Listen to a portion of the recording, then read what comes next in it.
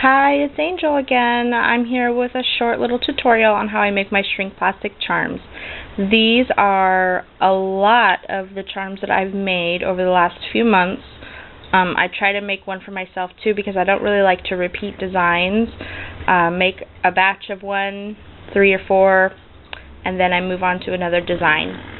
So I've made the steps of how I make them ahead of time, so all I have to do is talk about them.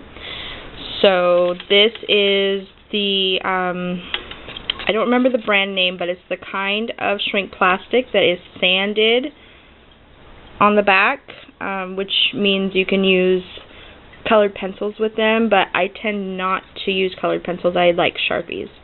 So what I do is I find a design I like, and then I draw.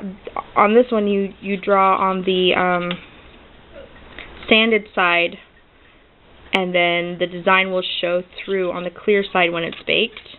There are many other different kinds, and you get different effects with different ones. Like, for example, this one is a frosted one. So the back is, it's not exactly see-through, so the design sits on the top. Then I have here, this one is on a clear one. Neither side was frosted. It's not tinted, so it's clear all the way through.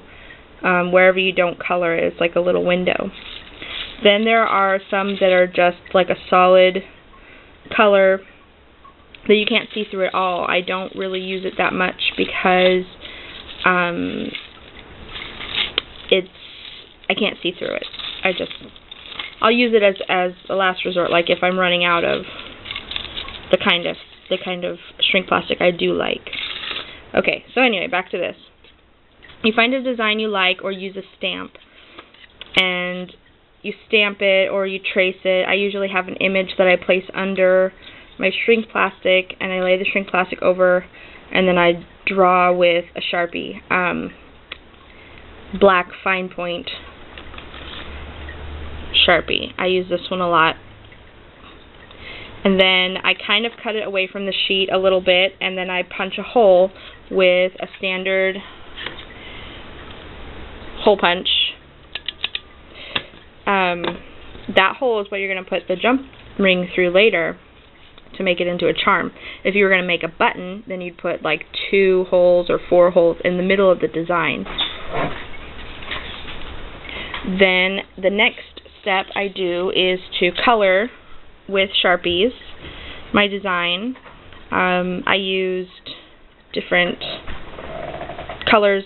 I used green and aqua and pink and a neon orange, and it's not focusing very much, but this is what will be the front side. I did all the coloring on the rough side.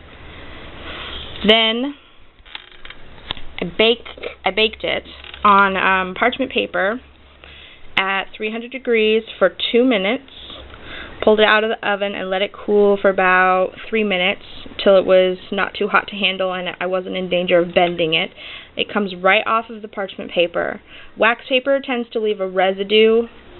What I did with this one, the frosted one, was I made sure that the colored portion, the rough side, was actually down on the parchment paper and the clear side was facing up.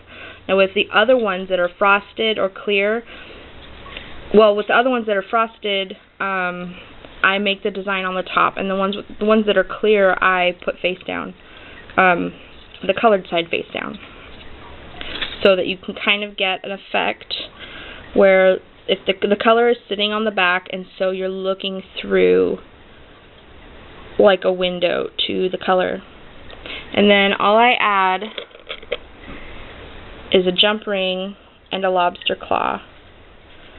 And if I use my fingernails, I tend to break them, so I end up using just regular pliers to pull the jump ring apart and to close it. And that is how I make my charms. Thank you. Bye.